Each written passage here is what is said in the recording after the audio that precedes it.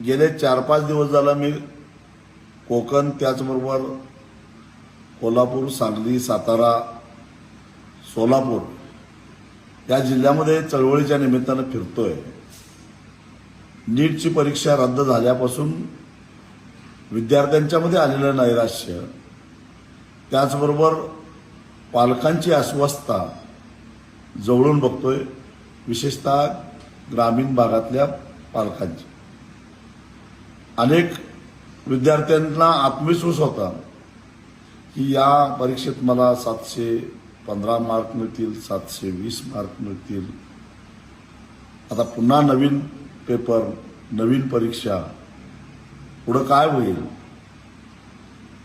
ही चिंता त्यांना लागून गेली। कुणी जमिनी विकलेल्या आहेत, कुणी घरं घाण ठेवलेली आहेत, कुणी कर्ज काढलेलं आहे परीक्षेची तयारी करण्यासाठी। त्या साऱ्यांच्या आशा आकांक्षेशी खेळ खेळण्याचा अधिकार या पेपर फोड्यांना कुणीही दिलेला नव्हता। गेल्या 5 दिवसामध्ये 4 विद्यार्थ्यांनी आत्महत्या केली आहे।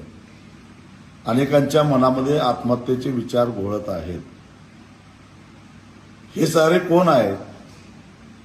सत्तेमध्ये असणारे आपले हितसंबंध, सरकारमध्ये असलेल्या आपल्या संबंधामुळे आपलं कुणीच काही वाकडं करणार नाही हा आविर्भाव, हा अहंकार, आणि त्यातून पैसा कमावण्याची आलेली संधी सोडायची नाही, या पद्धतीनं या सगळ्या लोकांचा आविर्भाव असल्यामुळं या लाखो विद्यार्थ्यांच्या आणि त्याचबरोबर त्यांच्या पालकांच्या आयुष्याशी खेळ खेळण्याचा प्रयत्न या साऱ्या हरामखोर लोकांनी केलेला आहे।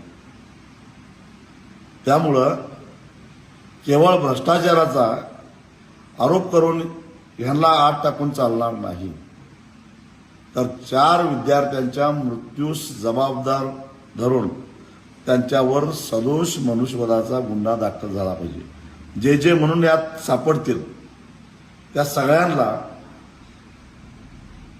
आत्महत्या केलेल्या विद्यार्थ्यांच्या मृत्यूस जबाबदार धरून त्यांच्यावर सदोष मनुष्यवधाचा गुन्हा तर दाखल झाला पाहिजेच, पण पालकांच्या आणि विद्यार्थ्यांचा मानसिक छळ केल्याचे गुन्हे सुद्धा दाखल झाले पाहिजे। त्याशिवाय अशा प्रवृत्त्या ठेचल्या जाणार नाहीत। आणि सातत्यानं पेपर फोडतायत, आणि पेपर फोडीमध्ये असणारी माणसं ही सत्तेच्याच आजूबाजूला घोटाळताना दिसतात। हे रहस्य काय, याही प्रश्नाचं उत्तर आम्हाला मिळालं पाहिजे। बुलडोझर चालवायची भाषा करताय ना, चालवा ना या आरोपींच्या घरावर बुलडोझर। हा एवढी हिंमत? कारण हे सारे तुमच्या आस्थनीतले निकारी आहेत, आणि हे आस्थनीतले निकारीच तुम्हाला एक दिवस घरात बसवणार आहेत, हे लक्षात ठेवा। सबस्क्राइब करा आणि परिसरातील ताज्या घडामोडी सर्वात आधी बघण्यासाठी बेल आयकॉन